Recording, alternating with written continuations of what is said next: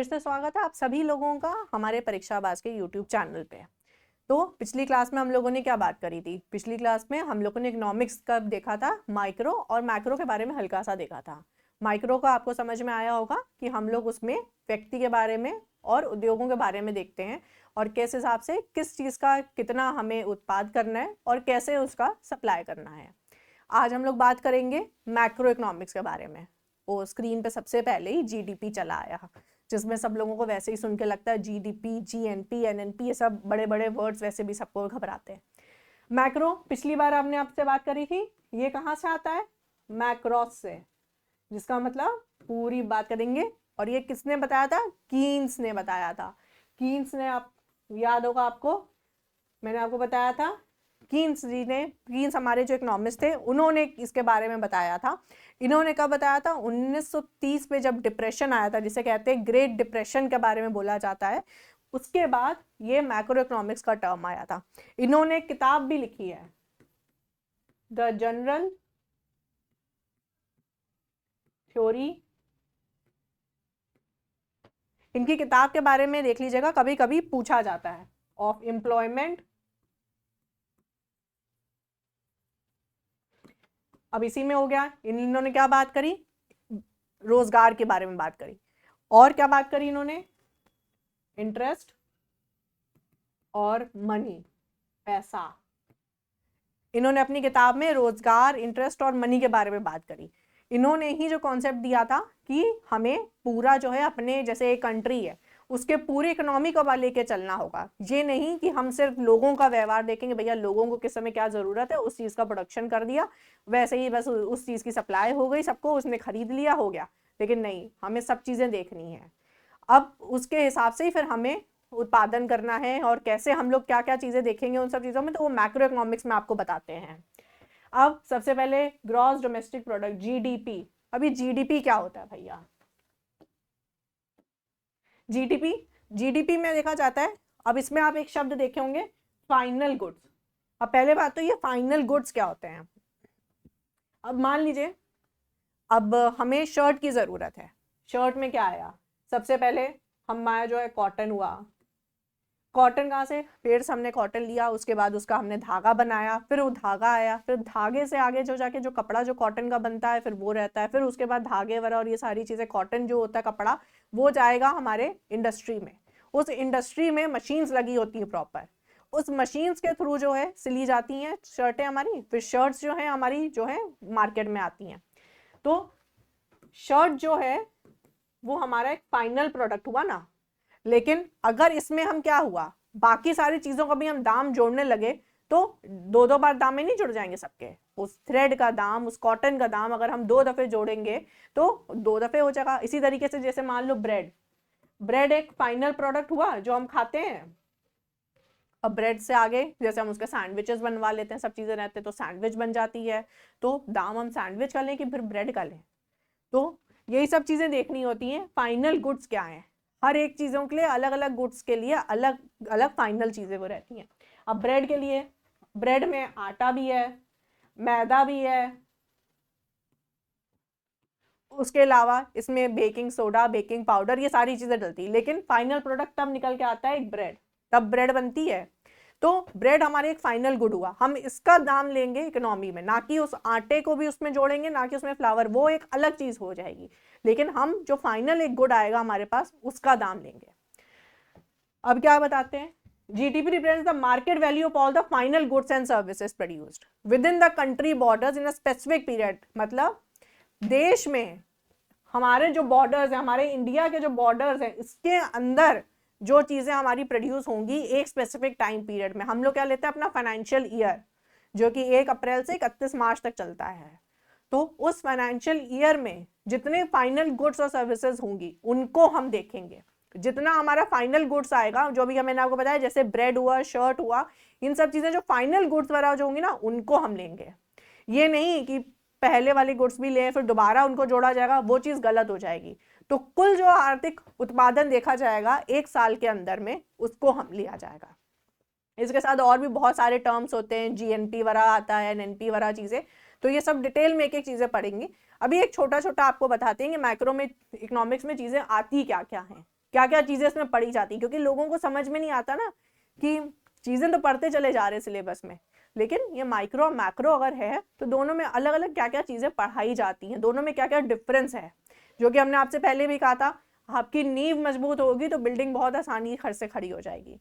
तो अभी आपकी नींव पे काम कर रहे हैं, किस चीज में आपको क्या क्या पढ़ा जाता है, कैसे पढ़ा जाता है, क्योंकि अभी तो आप लोग पढ़ लेंगे, मेंस में बहुत सारे क्वेश्चंस पूछे जाते हैं, इंटरव्यू में पूछ लिया भाई ये किस चीज का पार्ट है, तब आप क्या बताएंगे। तो आपकी नींव जो है, आपके बेसिक जो है वो क्लियर होने चाहिए, जब वो क्लियर हो जाएंगे तो आपको चीजें समझ में आ जाएंगी। अब हमने जीडीपी वाला यहाँ पे देखा कि कुल जो उद्योग किया जाता है, कुल जो एक साल के अंदर, एक स्पेसिफिक टाइम पीरियड के अंदर, जो कि हर जगह का जैसे कोई भी फाइनेंशियल पीरियड होगा, हमारा फाइनेंशियल ईयर जो शुरू होता है वो 1 अप्रैल से लेकर 31 मार्च तक चलता है। तो हम वो देखते हैं कि उस स्पेसिफिक टाइम में जितने भी फाइनल गुड्स और सर्विसेज प्रोड्यूस हुए हैं एक देश के अंदर, उसको लिया जाता है इसमें। दूसरी चीज अनएम्प्लॉयमेंट, भैया बेरोजगारी, वो तो सबसे ज्यादा है, सबको, हम ही लोगों को होता है भैया सरकारी नौकरी चाहिए, पीसीएस ऑफिसर के लिए तो बेरोजगारी है। आप देखते होंगे एक पद के लिए लोग कितने लाखों लोग जो है समय जो फॉर्म भरते हैं। तो इस अनएम्प्लॉयमेंट को कैसे देखा जाता है, कैसे इसका मेजर करते हैं हम, कैसे इसको देखते हैं, इसका माप कैसे देखा जाता है, कितना बेरोजगारी का हमारे यहाँ पे स्तर है और कैसे इसको हम कम कर सकते हैं, ये सारी इसमें चीजें देखी जाती हैं। क्योंकि अनएम्प्लॉयमेंट को भी मेजर करने के कुछ तरीके होते हैं, उन तरीकों के बारे में भी इसमें जाना जाता है। फिर एक और आ गया बड़ा सा शब्द इन्फ्लेशन, जिसे वैसे ही सब डरते हैं। अब इन्फ्लेशन क्या होता है, इन्फ्लेशन का मतलब होता है कि कोई भी एक गुड है उसका प्राइस रेगुलर बढ़ता चला जा रहा है, ये नहीं कि आज 10 रुपए बढ़ गया हो गया, वो प्राइस रेगुलर 10-10 रुपए करके ऐसे ऐसे बढ़ता ही चला जा रहा है, उस पर कोई कंट्रोल नहीं है, उसको बोला जाता है कि हाँ इन्फ्लेशन आ गया है।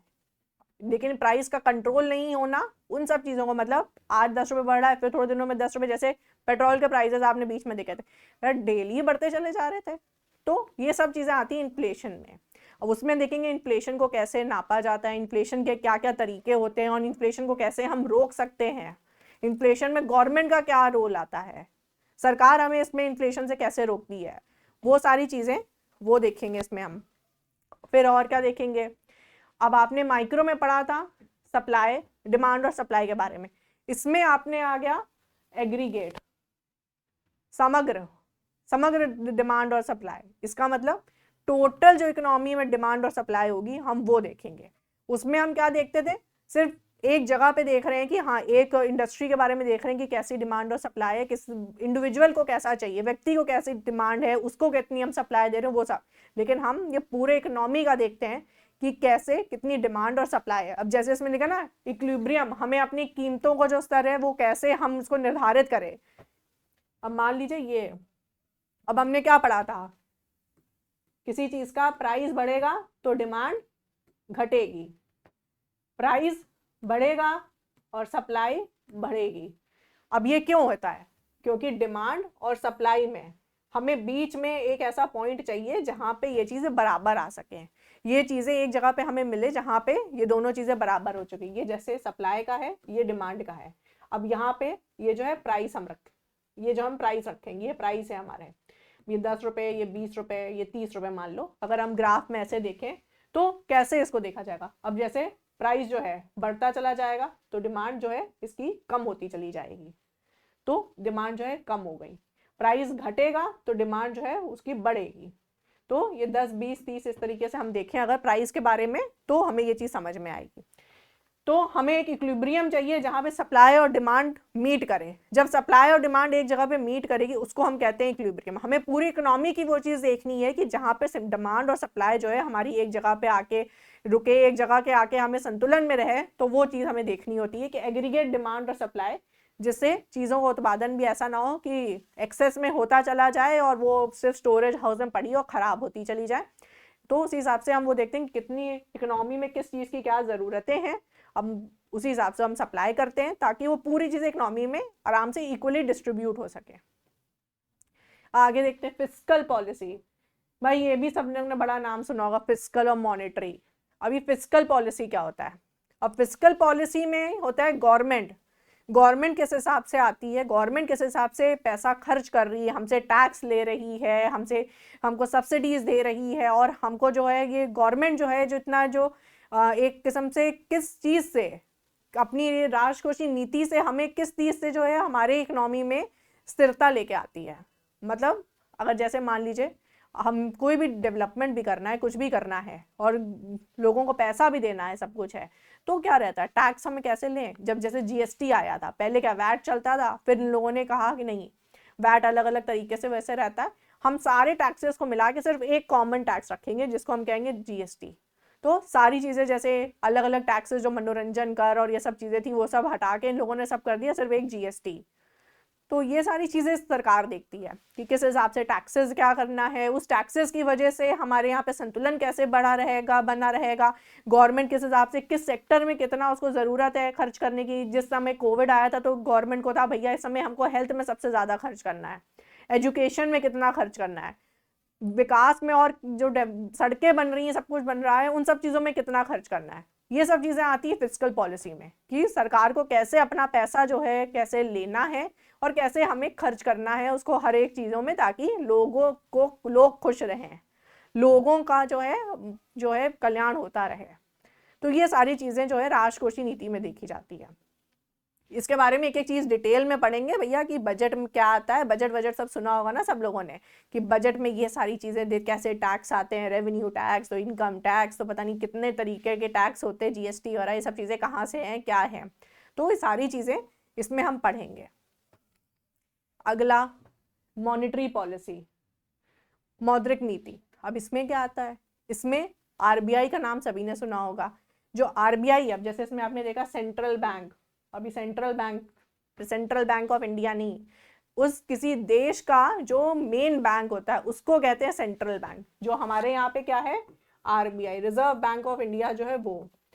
अब आपने देखा होगा हर टाइम आपको दिखाई देता है सीआरआर इतना हो गया, रेपो रेट इतना कर दिया, रिजर्व रेपो रेट इतना कर दिया।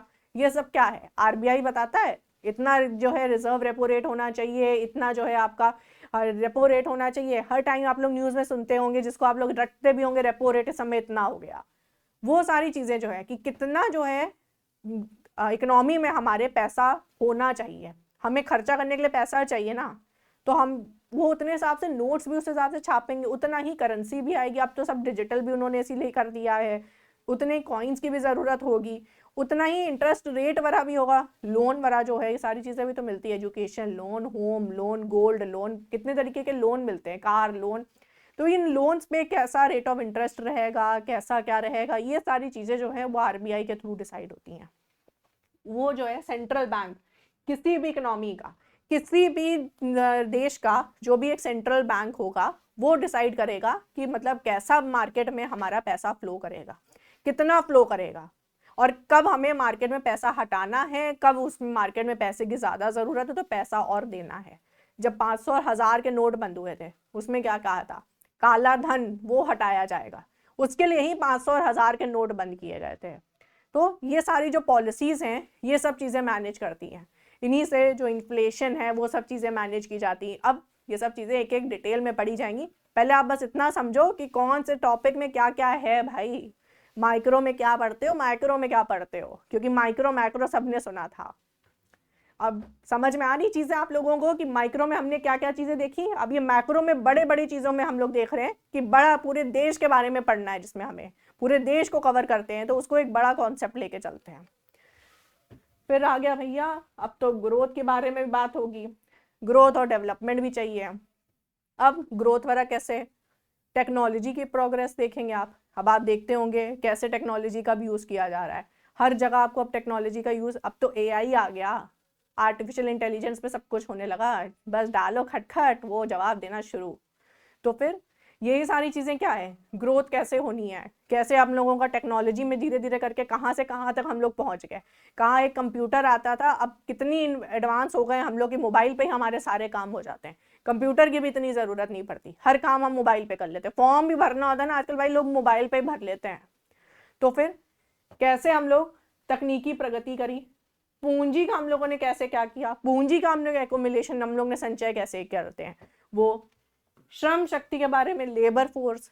अब हम किसी किस्म से लेबर फोर्स ही तो हैं, गवर्नमेंट को आके काम करेंगे। हम लोग कितनी पढ़ाई करनी है, कैसे है, आप लोग देखते होंगे आए दिन एजुकेशनल सिस्टम पे भी लोग चेंजेस करते हैं।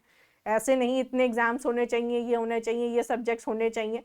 तो ये सारी चीज़ें भी देखी जाती हैं, और किस हिसाब से कौन से कामों के लिए और कितनी स्किल्ड लेबर की ज़रूरत है, कितनी मशीनों को कैसे काम होना है, मशीनों के बारे में भी लेबर को समझाना है, क्योंकि मशीनें तो आ गई, अब मशीनों को कैसे यूज़ करना है, क्या है, वो सब भी तो हमें सीखना पड़ता है। तो उन सब की ट्रेनिंग देना, वो सारी चीज़ें सिखाना, वो सब चीज़ें कैसे जो है इकोनॉमी की बढ़ने में मदद करती हैं। अब आप खुद ही देखते होंगे, मैं आपको बताती हूँ, जैसे सरकारी नौकरी में हम लोगों को आए दिन ट्रेनिंग दी जाती है। जब भी कोई नई चीज़ आएगी तो उसकी हमें ट्रेनिंग दी जाती है कि भैया अब ये नई चीज़ आ गई है, अब इसको सीखो, ये नया सॉफ्टवेयर हमारे यहाँ पे आया, अब इसको सीखो, इस पे काम होगा। तो हमें भी धीरे धीरे जो है, और ये लोग अच्छा वो करने की कोशिश करते हैं कि ट्रेनिंग देंगे, सब कुछ होगा, तो टेक्नोलॉजी के थ्रू ये लोग भी आगे बढ़ेंगे। यही सारी चीज़ें जो है, इससे क्या होता है, हमारा इकोनॉमिक ग्रोथ होती है। इसी से ही हमारी इकोनॉमिक ग्रोथ होगी, हमारा डेवलपमेंट होगा, ये सब चीज़ें। फिर क्या देखते हैं, इंटरनेशनल ट्रेड एंड फाइनेंस, अंतरराष्ट्रीय व्यापार कैसे करते हैं। एक्सपोर्ट और इंपोर्ट तो सभी ने सुना होगा। तो अंतरराष्ट्रीय किस हिसाब से देखा जाएगा कि हम किस हिसाब से दो कंट्रीज के बीच में कैसे हम ट्रेड करते हैं, कैसे एक्सपोर्ट और इंपोर्ट। और फाइनेंशियल मैटर्स में भी कई बार आपने देखा होगा कि अभी जैसे श्रीलंका के बुरे हालात चल रहे थे तो इंडिया ने हेल्प करी, नेपाल के जब वहाँ पे भूकंप आया तो इंडिया ने हेल्प करी। किस हिसाब से एक देश दूसरे देश की मदद भी करता है और उनसे जो है ट्रेड भी करता है, एक्सपोर्ट इंपोर्ट भी करता है, फाइनेंशियल हेल्प भी करता है। कई बार ज़रूरत पड़ती तो लोग क्या होता है, बाहर जो है, जो वर्ल्ड बैंक वगैरह उन सब चीज़ों से लोन भी तो लेते हैं। तो ये सब चीज़ें कैसे इंटरनेशनली मैनेज होती हैं, कैसे लोग एक दूसरे में इंटरनेशनली काम करते हैं, किस तरीके से हम लोग जो है विदेशी कंट्रियों के साथ कैसे हम लोग व्यापार करते हैं, वो सारी चीज़ें भी जो आती हैं वो भी हमारी आती हैं इसी मैक्रो इकोनॉमिक्स में। तो अब आप लोगों को शायद क्लियर हो गया होगा कि माइक्रो में हम लोग क्या पढ़ते हैं और मैक्रो में क्या क्या पढ़ते हैं। माइक्रो एक छोटा कॉन्सेप्ट है और मैक्रो उसका बड़ा कॉन्सेप्ट है, जिसमें सरकार भी आती है और उसके बाद सरकार भी हमारे लिए फैसला लेती है, आरबीआई भी आता है, वो भी हमारे फैसला लेती है, और हम लोग अंतर्राष्ट्रीय ट्रेड वगैरह के बारे में भी देखते हैं। और इसका मेन मोटिव क्या है, दोनों को मिला के मेन मोटिव क्या है, चाहे वो माइक्रो हो चाहे वो मैक्रो हो, वेलफेयर। किसका वेलफेयर, हमारा वेलफेयर, हमारा कल्याण होना, लोगों का कल्याण कैसे किया जाए, वो चीज़ें देखी जाती हैं, जो कि हमें दूसरी डेफिनेशन हमने पढ़ी थी वेलफेयर डेफिनेशन के बारे में, तो वही चीज़ यहाँ पे देखी जाती है। तीसरी डेफिनेशन जो स्कैर्सिटी वाली पढ़ी थी, उन्हीं सब चीज़ों को कैसे मैनेज किया जाए, सब कुछ किया जाए ताकि हमारी आखिरी में ग्रोथ और डेवलपमेंट हो। तो यही सारी चीज़ें जो है माइक्रो और मैक्रो में की जाती हैं। अब अगली क्लास में हम लोग और देखेंगे कि क्या क्या चीज़ें और देखनी है हम लोगों को, जैसे कि कितने प्रकार की इकोनॉमीज़ हैं, डेवलप्ड, अंडर डेवलप्ड, ये सब नाम सुने होंगे सबने, पूंजीवाद, समाजवाद, ये सब अभी हमने नाम दिखाए थे आप लोगों को। तो अगली क्लास में हम ये सारी चीज़ें पढ़ेंगे। तो अगली क्लास के लिए हमारे साथ जुड़े रहिए, और परीक्षाबाज के यूट्यूब चैनल को क्या करना है, उसके लिंक को शेयर करना है सबको, क्योंकि क्लासेस में तो मज़ा आ रहा होगा आप सबको। चलिए नेक्स्ट क्लास में हम आपसे मिलते हैं और आगे की बातें करेंगे।